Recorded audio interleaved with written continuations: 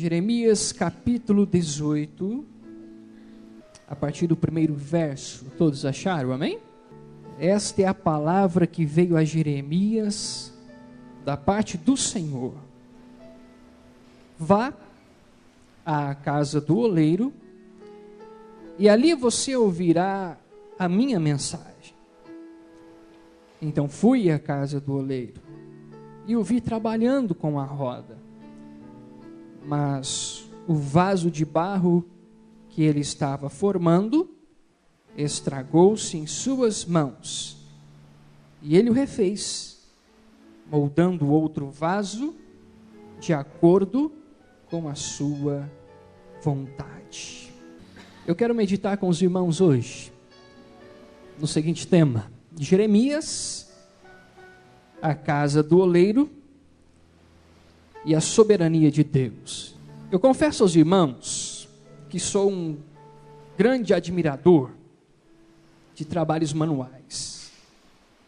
Eu confesso também que fico fascinado com a capacidade de algumas pessoas, que algumas pessoas possuem, de desenvolver tarefas manuais, desenvolver tarefas com as suas mãos.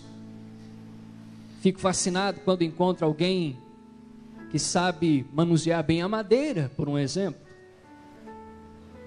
Alguém que sabe manusear bem e fazer os seus desenhos na areia.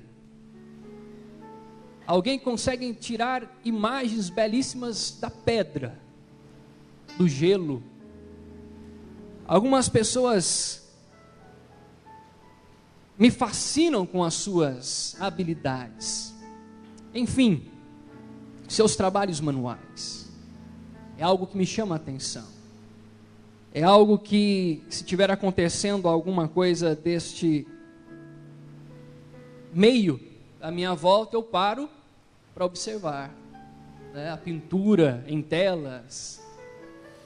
Eu admiro mesmo esses trabalhos manuais.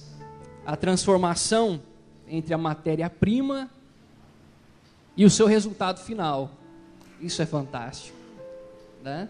A transformação da matéria-prima com o seu resultado final. E aqui nós estamos diante de um texto que nos fala acerca disso. Nós estamos diante de uma das histórias mais conhecidas das Sagradas Escrituras, que é a história de Jeremias diante da casa do oleiro. Com certeza você já escutou muitas vezes acerca desta mensagem, acerca deste homem chamado Jeremias, acerca desta casa do oleiro. Com certeza você já leu inúmeras vezes, com certeza você já leu acerca desta maravilhosa história que nos revela, né? Este trabalhar, este desenvolvimento manual, e com certeza você já meditou por muitas vezes. Acredita-se que o acontecimento se dá no período do rei Joaquim, filho de Josias, que ao contrário de seu pai, não tinha o temor de Deus, não agradou o coração de Deus, não buscou fazer aquilo que era reto aos olhos de Deus. Foi assim o reinado de Joaquim, entristecendo o coração do Senhor, se apartando daquilo que Deus tinha. E se você já sabe, se um líder ele começa a perder o rumo, todo o povo vai atrás. Isso não foi diferente. Isso não foi diferente com o povo de Israel. O povo estava voltado para o pecado. O povo estava mergulhado no pecado. O povo estava envolvido na idolatria. O povo se distanciava a cada dia mais de Deus diante dos seus ídolos, diante da promiscuidade. Ou seja, o pecado já não incomodava mais. O pecado já não trazia mais o incômodo que deveria trazer. O pecado já não fazia mais diferença. A adoração a outros deuses, a não ser para Deus, já não fazia diferença.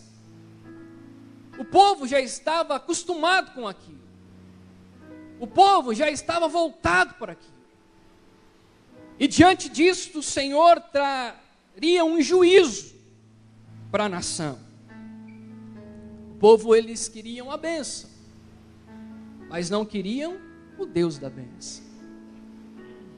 Eles queriam ser abençoados de alguma forma, mas não queriam o compromisso com o Deus que os abençoava. Não queriam compromisso, e por questão ou pela razão disso, viria o grande cativeiro, ou a penalidade. Por esta oposição a Deus, por essa busca de querer satisfazer os seus próprios prazeres, por esta busca de querer viver a sua própria vida, a fazer a sua própria vontade, o povo se distanciando a cada dia mais de Deus. E diante deste cenário, o profeta Jeremias, um profeta em que suas palavras incomodavam, um profeta que diante de todo este contexto e diante de tudo que o povo estava vivendo, as palavras de Jeremias incomodavam. Por que as palavras de Jeremias incomodavam? Porque as palavras de Jeremias eram fortes. Eram palavras fortes. Eram palavras para que o povo se arrependesse. Eram palavras duras. Palavras que constrangiam. Palavras em que ninguém queria ouvir. Sabe aquele espalha a rodinha que nós falávamos na escola? Ao espalha a roda. Quem sabe Jeremias era visto assim. Quem sabe Jeremias era visto assim pelas pessoas. Jeremias não vivia rodeado de amigos.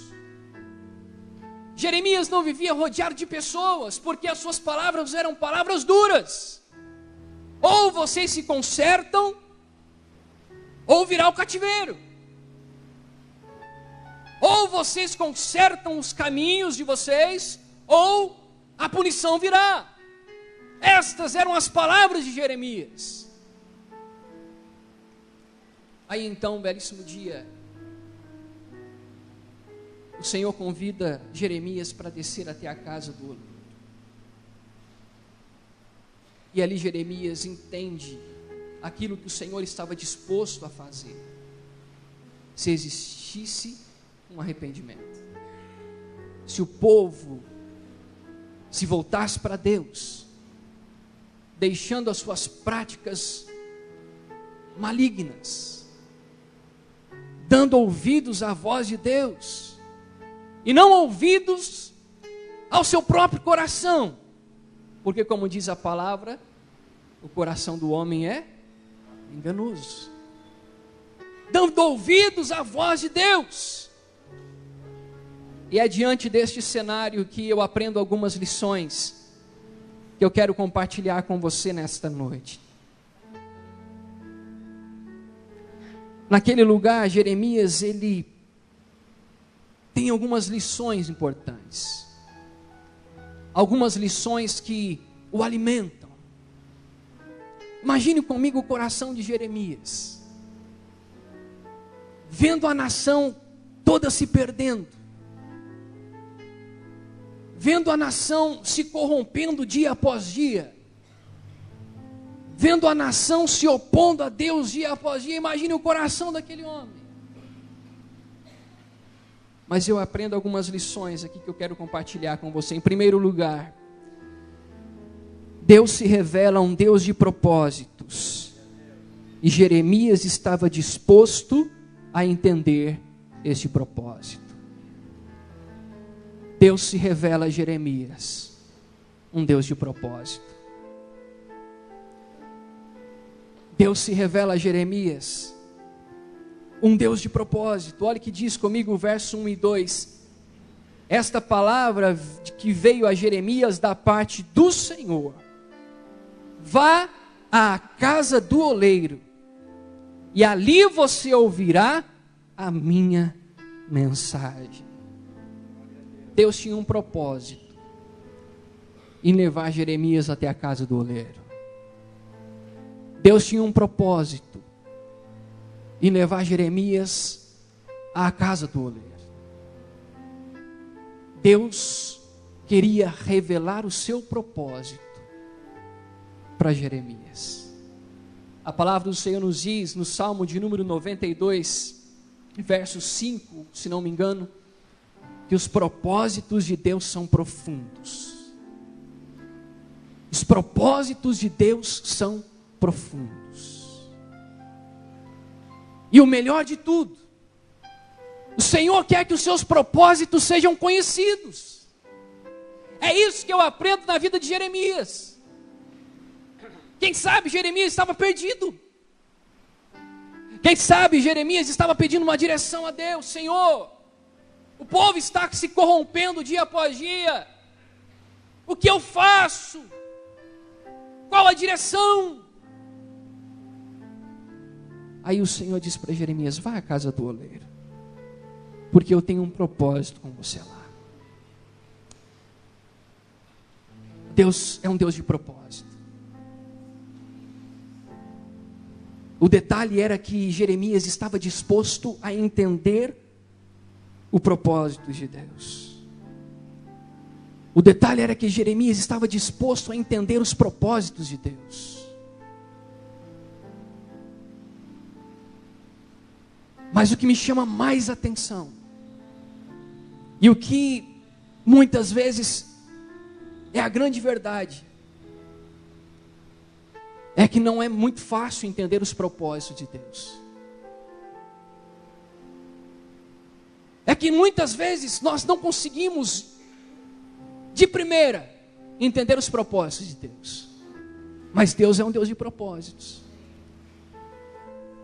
Ele é um Deus de propósitos.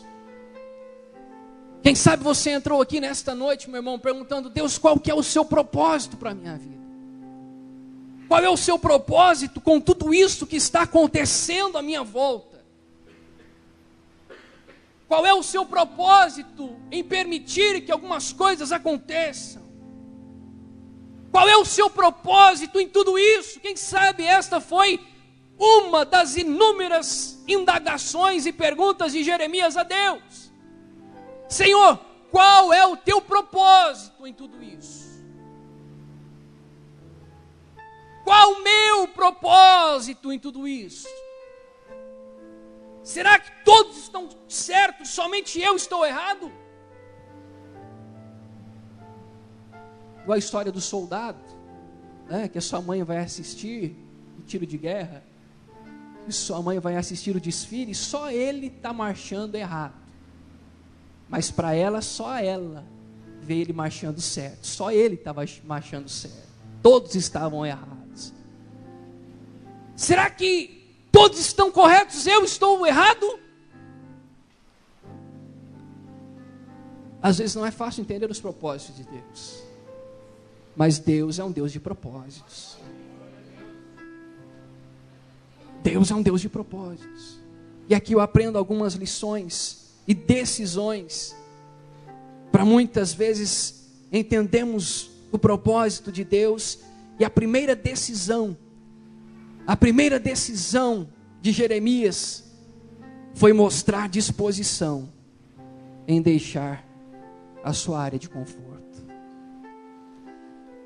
A primeira decisão de Jeremias foi deixar o seu lugar, que para ele, diante das suas circunstâncias, poderia estar confortável. Entenda algo de Deus para a sua vida. Muitas vezes, para entender o propósito de Deus, você é desafiado a deixar a sua área de conforto, a sua zona de segurança. Jeremias desce à casa do oleiro. Jeremias desce à casa do oleiro. Muitas vezes, para entender o propósito de Deus, nós vamos ter que nos esvaziar. Muitas vezes, para entender o propósito de Deus, Ele vai nos desafiar a deixar a nossa área de conforto. A olaria ficava ao sul de Jerusalém. Por isso a expressão desça à casa do oleiro. Ficava entre a porta, nas proximidades da porta dos Cacos e também do vale de Inom. Jeremias precisou descer para entender o propósito de Deus. Muitas vezes o Senhor permite que desçamos para entender os seus propósitos. Muitas vezes Deus diz: ó, está na hora de descer para entender os meus propósitos. Está na hora de deixar a zona de conforto para entender os meus propósitos. A segunda decisão que Jeremias toma para entender o propósito de Deus é a disposição em ouvir a voz de Deus. A palavra de Deus a Jeremias, a palavra do Senhor a Jeremias foi: olha, Jeremias, desça à casa do oleiro, porque lá eu vou falar com você. Muitas vezes nós não entendemos os propósitos de Deus para a nossa vida, porque nós não tomamos a decisão em ouvir a voz dele. Nós ouvimos a voz de todo mundo. Nós ouvimos a voz de todos. Mas não ouvimos a voz de Deus. Não conseguimos distinguir a voz de Deus, meu irmão. Nós precisamos entender que Deus fala, que o Senhor continua falando. Nós precisamos entender que Deus continua falando. 3 formas principais que Deus continua falando: através de sua palavra. A sua principal forma de falar é através da sua palavra. A segunda, Deus usa pessoas para falar conosco.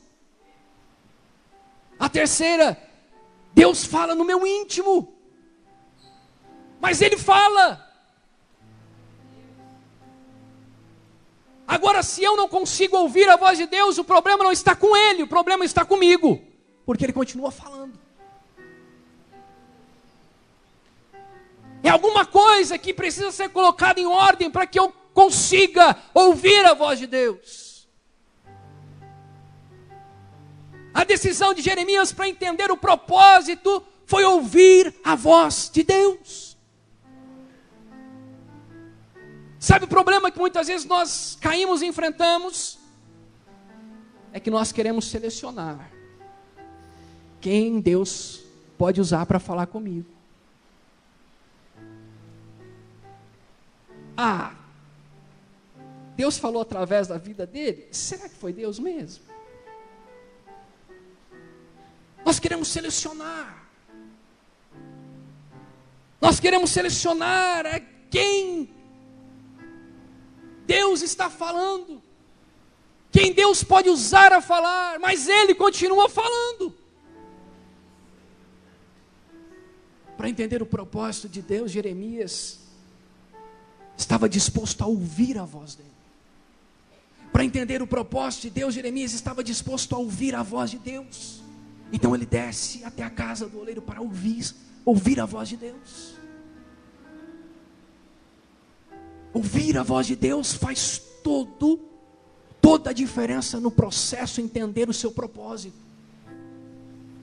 Ouvir a voz de Deus faz toda a diferença. Em ouvir, ou a voz de Deus faz toda a diferença em entender o seu propósito para a minha vida. Eu preciso ouvir a voz de Deus. Eu preciso estar disposto a ouvir a voz de Deus. A terceira decisão que Jeremias toma, a terceira decisão foi mostrar disposição em ter uma nova experiência que o ajudaria a trilhar seus passos. O Senhor disse para Jeremias: Jeremias, desce à casa do oleiro, porque lá você vai ter uma experiência que vai te ajudar, que vai te direcionar, que vai abrir os teus olhos. São as experiências de Deus que nos fazem entender os propósitos dele para a nossa vida. Agora responda para você mesmo com toda a franqueza: há quanto tempo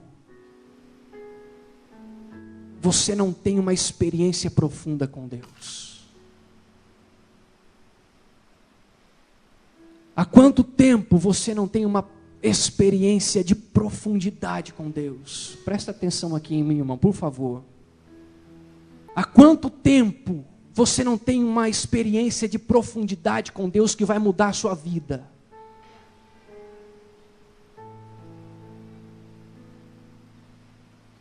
O que iria direcionar a vida de Jeremias a partir daquele ponto era a sua experiência com Deus. Era a sua experiência com Deus, em ouvir a voz de Deus.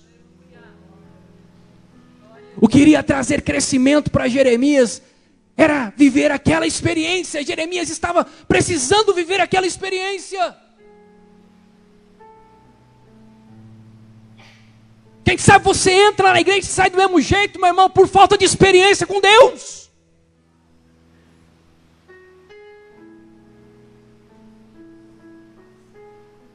Quem sabe a sua vida vive uma frieza espiritual por falta de experiência com Deus. Quem sabe você não entendeu o propósito de Deus para a sua vida por falta de experiência com Ele.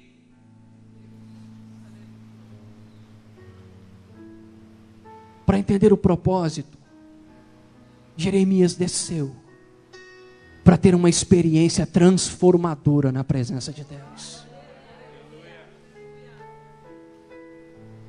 Uma experiência transformadora na presença dEle. Uma experiência de profundidade na presença dEle. Segunda lição que eu aprendo neste texto. A primeira, que Jeremias estava disposto a entender o propósito de Deus para a vida dele e para a nação. Segunda lição, Jeremias estava ali e ele começa a observar algumas coisas. E a segunda lição que eu encontro: o oleiro está disposto a usar as suas habilidades para, se preciso for, refazer o vaso. Jeremias chega na casa do oleiro. E lá o oleiro estava a trabalhar. Quem sabe Jeremias fica admirado com os vasos que já estavam ali feitos. Os desenhos dos vasos. Mas o que lhe chama a atenção foi o manuseio. Foi o trabalhar daquele oleiro. Mas algo acontece. Durante o manuseio, o vaso ou o barro se deforma. E ao invés do oleiro jogar o vaso fora, o oleiro aproveita a mesma matéria para fazer um vaso novo. Para fazer um vaso novo. A resposta de Deus a Jeremias era que Deus estava disposto em refazer o vaso, com uma condição, com uma condicional: o arrependimento. O vaso só é refeito se eu tomar a minha decisão. A decisão precisa partir de mim, de me arrepender. É isso que a nação precisava: arrependimento, se arrepender. E quando eu estava meditando neste texto, o Senhor me levou lá para 2 Crônicas 7,14. Se meu povo, que se chama pelo meu nome, se humilhar e orar e buscar a minha face, e se afastar dos seus maus caminhos, os céus eu ouvirei, perdoarei o seu pecado, os seus erros, e sararei ou curarei a sua terra. O vaso se desfaz, mas o oleiro usa suas habilidades para refazer o vaso. O Senhor está disposto a colocar a sua vida em ordem. O Senhor está disposto a colocar a sua família em ordem. Quem sabe os erros foram muitos. Alexander Witt, pregador escocês, diz: uma vida cristã vitoriosa é uma vida de recomeços. Porque o Senhor está disposto a nos proporcionar um recomeço. Porque o Senhor está disposto a nos proporcionar um recomeço. Se você entrou aqui nesta noite, meu irmão, dizendo: Senhor, eu preciso recomeçar, o oleiro está disposto a te refazer em nome de Jesus. O oleiro está disposto a te refazer.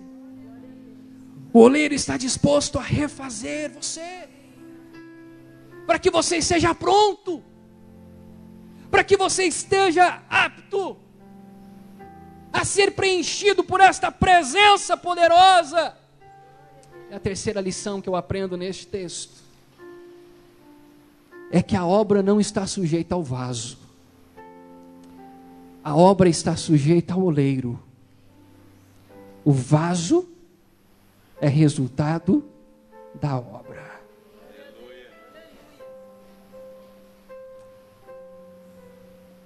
A obra não está sujeita ao vaso. A obra está sujeita ao oleiro. Porque a obra é dele. A obra é dele. É interessante, olha o que diz a palavra do Senhor no verso de número 3. Então fui à casa do oleiro e o vi trabalhando com a roda.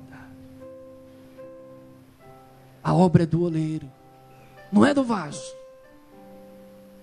Por mais que muitas vezes o vaso tente ocupar a obra, o lugar do oleiro, mas a obra continua sendo do oleiro. A obra continua sendo de Deus. A obra continua sendo do Senhor. A obra continua sendo do nosso Deus. Não é o vaso que é dono da obra. Muitas vezes nós queremos colocar o vaso no lugar da obra. E o contexto hoje nacional nos leva a isso. Muitas vezes colocar o vaso na frente da obra. Hoje você liga a sua televisão e você vê não o oleiro reinando. Você vê o vaso. Eu sou o vaso, você é o vaso. O vaso é feito da mesma matéria-prima, do barro. Eu sou o vaso, você é o vaso. Aí eu sou levado àquilo que o apóstolo Paulo diz: que tipo de vaso nós estamos sendo? Será que nós estamos sendo vasos para honra ou para desonra? Será que estamos sendo vasos para honra ou vasos para desonra? Existem vasos que são preparados para que o seu conteúdo seja nobre. Existem vasos preparados para que o seu conteúdo seja comum. Muitas vezes o que estraga é o que o vaso está colocando dentro dele. Quem sabe dentro do seu coração o que está reinando e o que está tomando lugar é a amargura, é a revolta, é a tristeza. Mas o que melhor nós podemos ter em nosso vaso é a presença poderosa do Senhor Jesus. O vaso está disposto, o oleiro está disposto a refazer o vaso. O oleiro está disposto a refazer o vaso. Mas em nome de Jesus, que você esteja disposto também a preencher este vaso com a presença poderosa do Espírito Santo de Deus. Porque senão nós vamos fugir daquilo que Deus tem para nós. Porque senão nós vamos fugir daquilo que o Senhor tem para as nossas vidas. Aí eu sou levado à história de Jonas, profeta de Deus. O Senhor lhe dá uma missão. Mas o vaso estava tão cheio de revolta com o povo de Nínive. O profeta estava com seu coração tão cheio de amargura, de rancor, que Nínive estava por um lado, ele foi para o outro. Como está o vaso da sua vida? Como está o vaso da sua vida? Hoje o oleiro está pronto para que, se preciso for, refazer esse vaso em nome de Jesus. Será que estou sendo um vaso de honra? Ou estou sendo um vaso de desonra? Será que estou honrando o Senhor? Ou será que estou desonrando o seu nome? Certo? Se alguém se purificar destas coisas, será vaso de honra, santificado e idôneo para o uso do Senhor e preparado para toda boa obra. Que possamos sair deste lugar nesta noite como vasos de honra e não como vasos de desonra.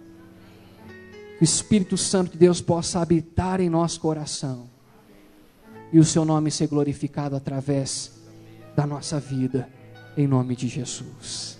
Amém?